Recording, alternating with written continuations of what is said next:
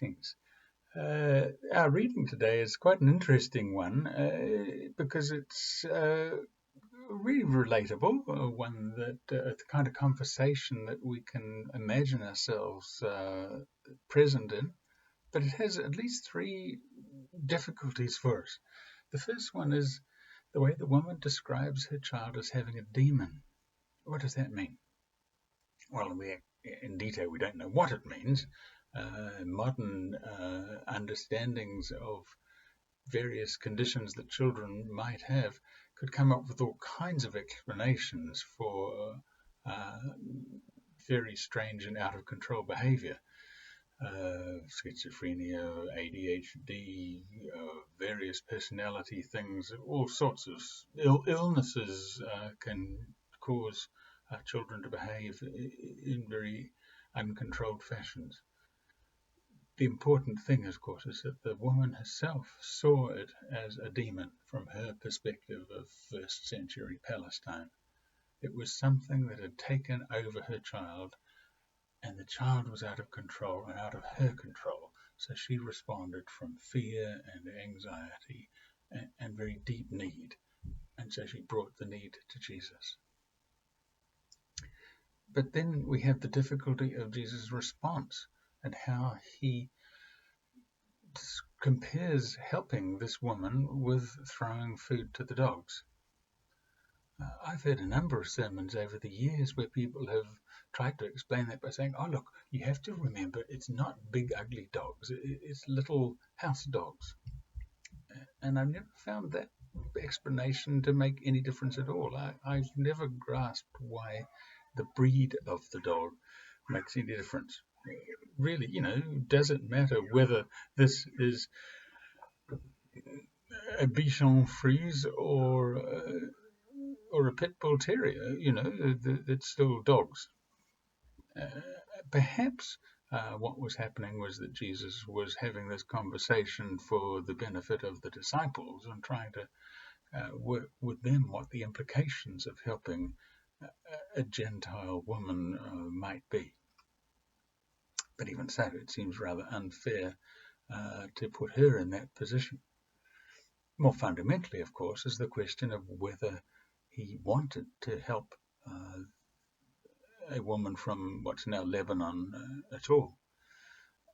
And as I look at it, I think the most clear explanation is the most compelling one, that this actually is a pivotal point in Jesus' own development where his own view, his own opinions, his own worldview were changed and developed through the agency of a woman, through the agency of somebody from outside of the children of Israel.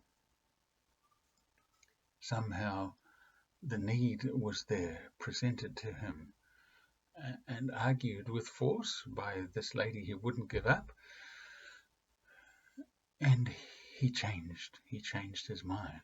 Here we have Jesus being willing to grow, being willing to have his horizons expanded,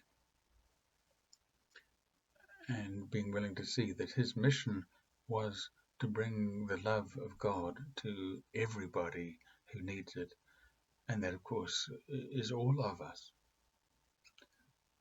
Well, a lot has been written about this story. We could say a lot more, but perhaps we just need to think of, well, what's the relevance of a story like this to us today?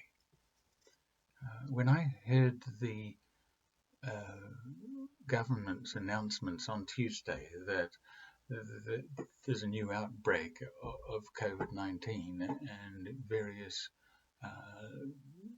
announcements about new lockdown arrangements happening, I had some emotional reactions, and people I talked to had all sorts of other emotional reactions. Somebody described themselves as feeling physically ill when they heard about it. Some people were very angry. Some people were frightened.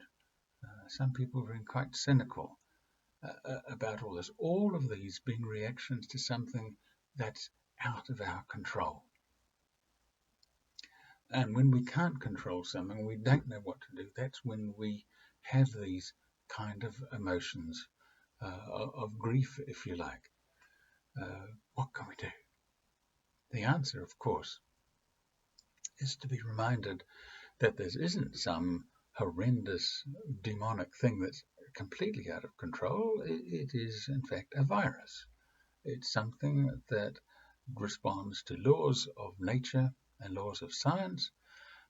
You pick up the virus because you've touched it somewhere or you breathed it in the air, and your body reacts to it, and then you share it through breathing, sneezing, singing, whatever.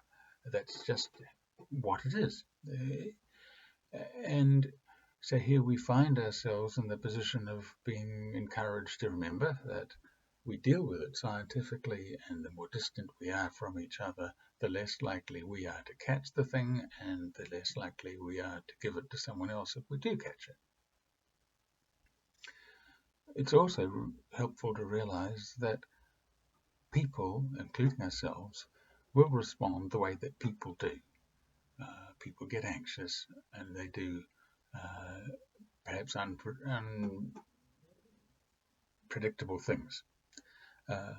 People fail and perhaps slip up on their either official duties at protecting the border, or they fail because they've some reason why they want to slip the net, or something happens because fallible people are fallible people, and we make mistakes and we do stuff.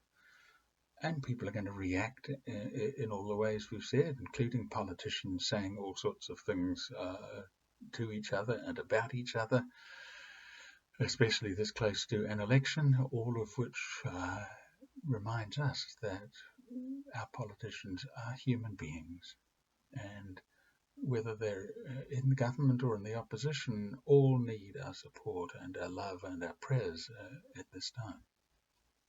So the virus acts the way viruses do. People act the way people do. But the most important thing is to remember that God acts the way God always will, through love.